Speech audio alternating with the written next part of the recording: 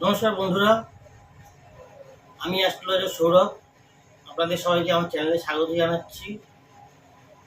যেটা দেখতে পাচ্ছি বরাবর ধরে চলে আসছে সেটা হলো কালসর্প দোষের নামে সাধারণ মানুষকে প্রচণ্ডভাবে ভয় দেখানো হচ্ছে, ভয় দেখানো হয় এবং এই পুজো করলে, শান্তি করলে আপনারা নাকি আপনাদের যা গণ্ডগোল আছে সেটা ঠিক হয়ে যাবে।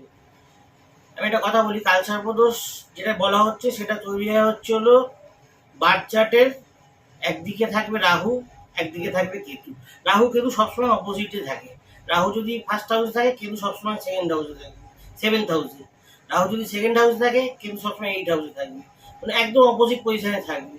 আর এর একটা সাইডে রাহু আর কেতুর মাঝখানে সব গ্রহ যখন চলে আসে, বা কেতু আর রাহু মাঝখানে যখন সব গ্রহ চলে আসে, তখন সেটাকে কালসর্পদোষ বলে আখ্যা দেওয়া হচ্ছে।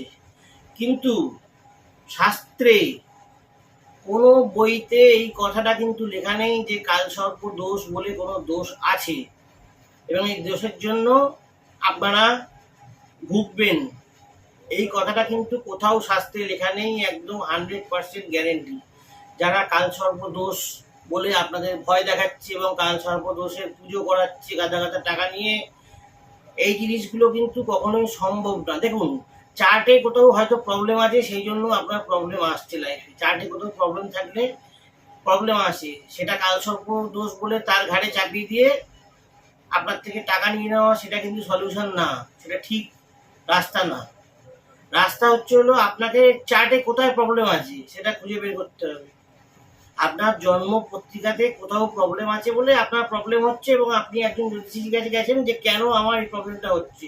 সে আগেই দেখে নিল রাহু কেতু তার অ্যাক্সিসের মধ্যে সব গ্রহ রয়েছে, আপনার কালসর্প দোষ রয়েছে।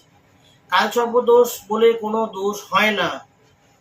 দয়া করে আপনারা নিজেদের চার্ট দেখুন, চার্ট দেখে বুঝুন যে রাহু আর কেতুর একটা সাইডে যদি সব গ্রহ চলে আসে, সেটা কালসর্প দোষ বলে আখ্যা দেওয়া হচ্ছে। সেটা কিন্তু কালসর্প দোষ না, কালসর্প যোগ হতে পারে, কালসর্প দোষ না, যোগ। ঠিক আছে, তাতে আপনার কোনো ক্ষতি হচ্ছে না, ওই বাচ্চাটার কোনো ক্ষতি হচ্ছে না, না না। শাস্ত্রে মানে বৈদিক মতে কোনো বইতে লেখা নেই।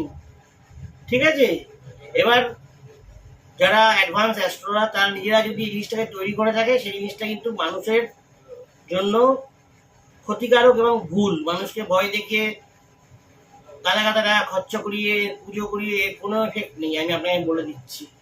ঠিক আছে, মানসিক দিক দিয়ে আপনি শান্তি পাবেন, আপনি করিয়েছেন, আপনার কোনো প্রবলেমই নেই চার্ট ওইটার জন্য। ওইটা আপনাকে কোনো প্রবলেম দিচ্ছে না, একদম গ্যারেন্টি।